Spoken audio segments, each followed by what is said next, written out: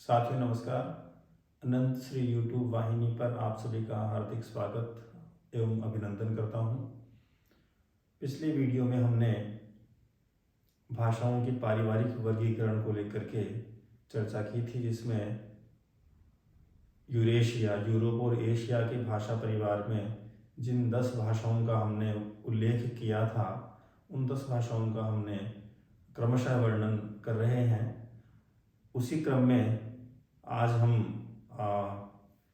ये जो 4 भाषा परिवार हैं, चीनी परिवार, ब्रह्मी या बर्मी भाषा परिवार, जापानी कोरियाई परिवार, अत्युत्तरी हाइपरबोरी परिवार, बास्क परिवार, सामी हामी परिवार। साथियों, अगर आप इस वाहिनी पर नए हैं तो चैनल को सब्सक्राइब करें, शेयर करें। ये जो भाषाओं का पारिवारिक वर्गीकरण है, इस विषय को आरंभ करने से पूर्व हम ये समझ लें कि विश्व की सभी भाषाएं 18 भाषाओं में विभक्त हैं और उन्हीं 18 भाषा परिवारों में विश्व की सारी भाषाओं का समावेश है। और जो यूरेशिया भाषा परिवार है, उसमें 10 भाषाएं सम्मिलित हैं। उन्हीं 10 भाषाओं को हम अभी पढ़ रहे हैं। सबसे पहले जो चीनी परिवार है उसके बारे में हम बात करते हैं। ये जो चीनी परिवार का जो क्षेत्र है वो संपूर्ण चीन है, बर्मा है, सियाम है और तिब्बत है। ये इस चीनी परिवार की जो भाषाएं हैं उनका क्षेत्र है।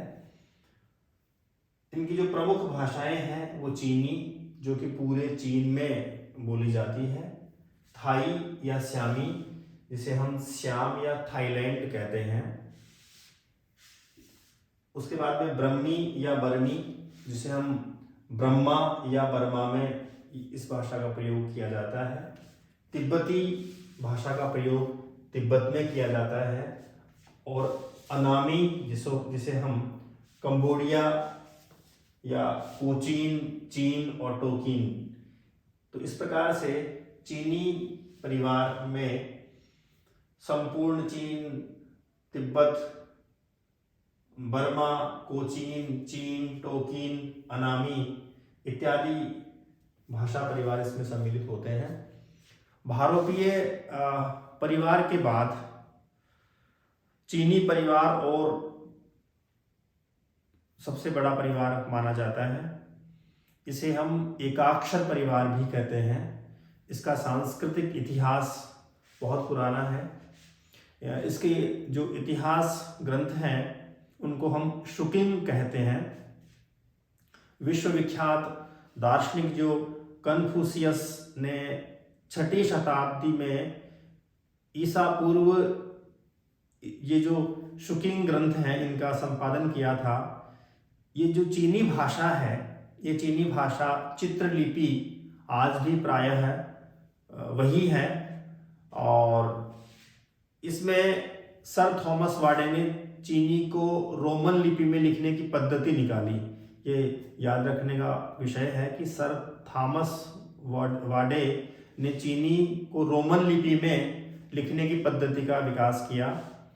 नामों को ध्वन्यानुकरण का या अनुवाद के द्वारा लिखा जाता है। जो नाम है ध्वनि के अनुकरण के आधार पर या अनुवाद के आधार पर इनको लिखा जाता है। जैसे शर्मा शब्द हम अपने प्रयोग में करते हैं तो इसमें श और मा, इस प्रकार से उसको लिखा जाता है। अश्वघोष एक शब्द है जिसमें अश्व मतलब घोड़ा और घोष मतलब ध्वनि। तो अगर चीनी भाषा में से इसे लिखा जाएगा तो अश्वघोष नाम को चीनी में हम लिखेंगे घोड़े की आवाज। इस प्रकार से एकाक्षर जो है ये परिवार है, चीनी परिवार। और इसमें चित्रलिपि है, एक तरह की आकृतियां होती हैं जिनके द्वारा हम जो है इस भाषा के शब्दों को पहचानते हैं। एकाक्षर शब्द है, प्रत्येक जो शब्द है उसका एक अक्षर होता है। उसी एक अक्षर के द्वारा उसका पूरा अर्थ लगाया जाता है। ये स्थान प्रधान भाषाएं हैं। पद क्रम से अर्थ निर्णय होता है इसका। पदों के क्रम के आधार पर अर्थ का निर्णय किया जाता है। अगर एक पद ऊपर नीचे आगे पीछे कर देते हैं तो वह अर्थ किसी दूसरे अर्थ को बताने लग जाता है। इसमें सुर या तान जो हमारे यहाँ की व्यवस्थाएं हैं, उदात अनुदात, तो कहाँ पर उदात करने से अनुदात करने से अर्थ का परिवर्तन हो जाता है, समास का परिवर्तन हो जाता है। वही बात इस चीनी परिवार की भाषा में भी है। सुर या तान के भेद से एक शब्द के अनेक अर्थ हो जाते हैं और इस भाषा में, चीनी भाषा परिवार में व्याकरण का पूर्णतया अभाव है। इसमें दो प्रकार के शब्द होते हैं चीनी भाषा परिवार में। पूर्ण शब्द जिसे हम अर्थ तत्व बोधक कहते हैं और एक दूसरा जो है वो है रिक्त शब्द जिसे हम संबंध तत्व बोधक कहते हैं। दो प्रकार के इसमें शब्द होते हैं, पूर्ण शब्द और रिक्त शब्द।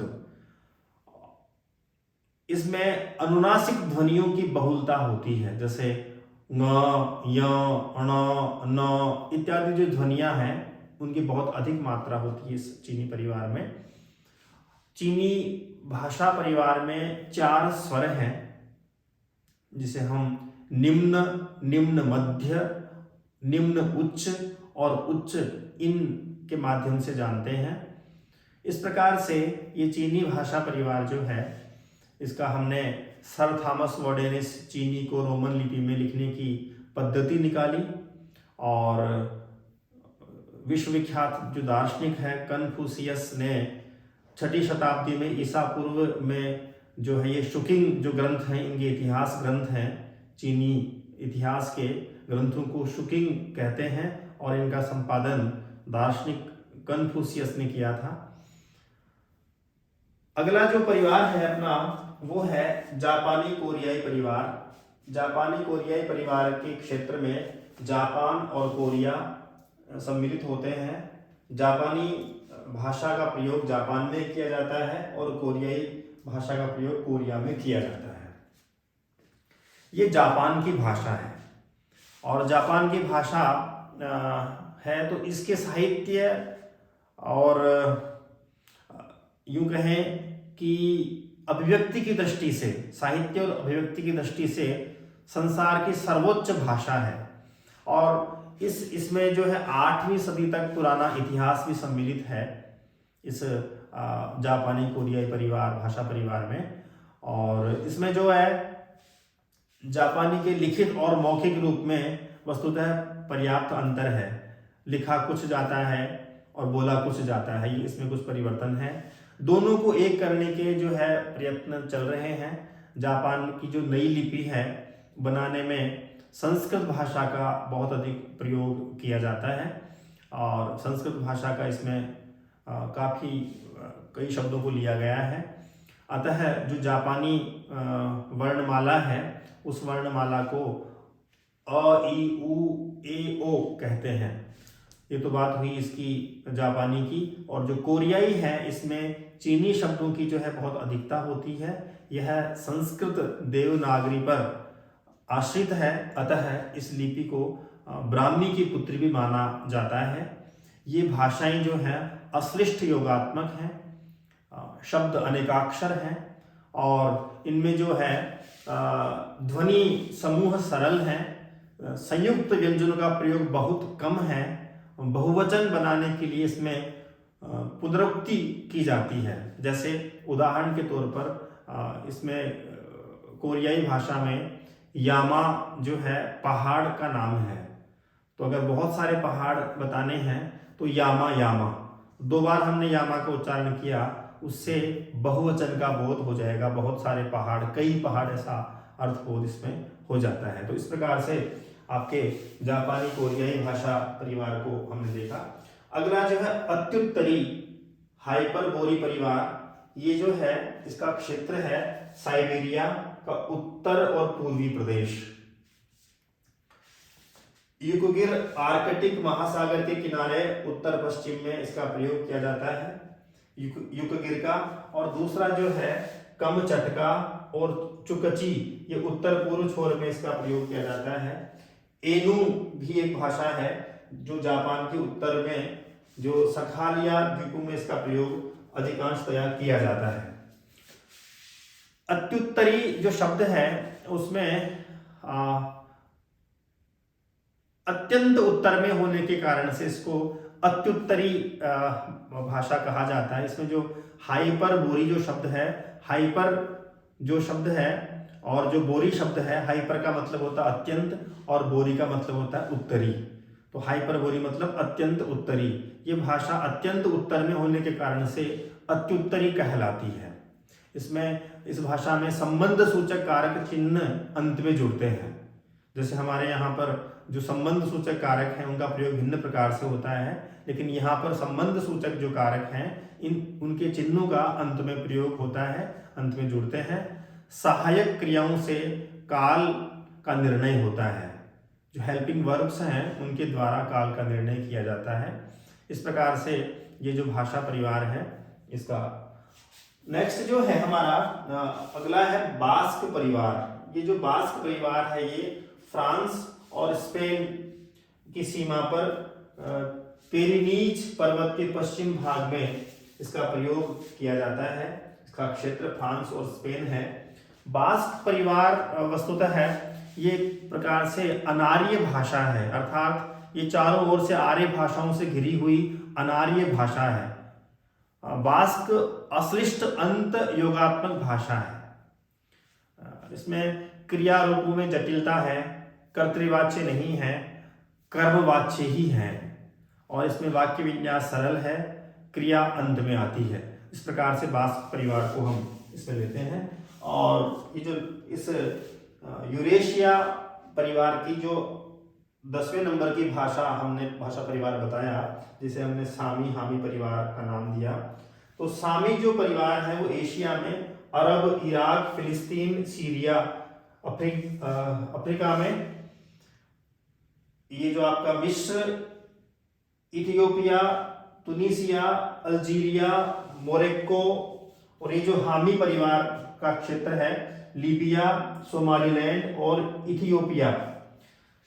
और सामी की जो भाषा परिवार है उसमें अक्कदियन, कनानित, अरमाइक, अरबी, एबीसिनियन और हामी में लीबियन, मेरोइटिक और इथियोपिक, कुशित और मिस्री, ये इसके जो है भाषाएं हैं।